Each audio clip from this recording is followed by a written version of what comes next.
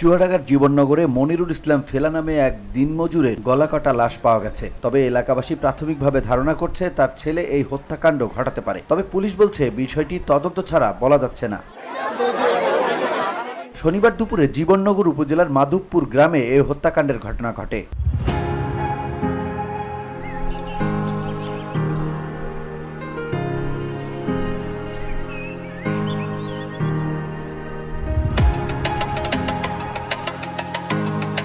নিহত মনিরুল ইসলাম ফেলা একই উপজেলার বালিহুদা গ্রামের মৃত দিদার মণ্ডলের ছেলে। এলাকাবাসী ধারণা করছে মনিরুল ইসলামের ছেলে রাজু পারিবারিক কলহের কারণে তার পিতাকে জবাই করে হত্যা করেছে। খবর পেয়ে জীবননগর থানা পুলিশের ভারপ্রাপ্ত কর্মকর্তা মোহাম্মদ মামুন হোসেন বিশ্বাস ঘটনাস্থল পরিদর্শন করেছেন।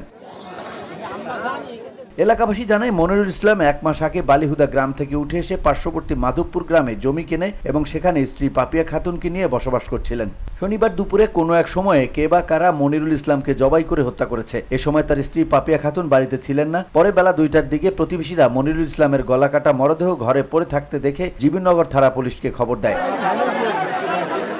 এদিকে ঘটনার পর মনিরুল ইসলামের ছেলে রাজু প্রতিবেশী আকিদুল ইসলামের কাছে মোবাইল ফোনে খবর নেয় তার পিতা মারা গেছে কিনা। এ কারণে এলাকাবাসী ধারণা করছেন হত্যাকাণ্ডের সাথে ছেলে রাজু জড়িত থাকতে পারে।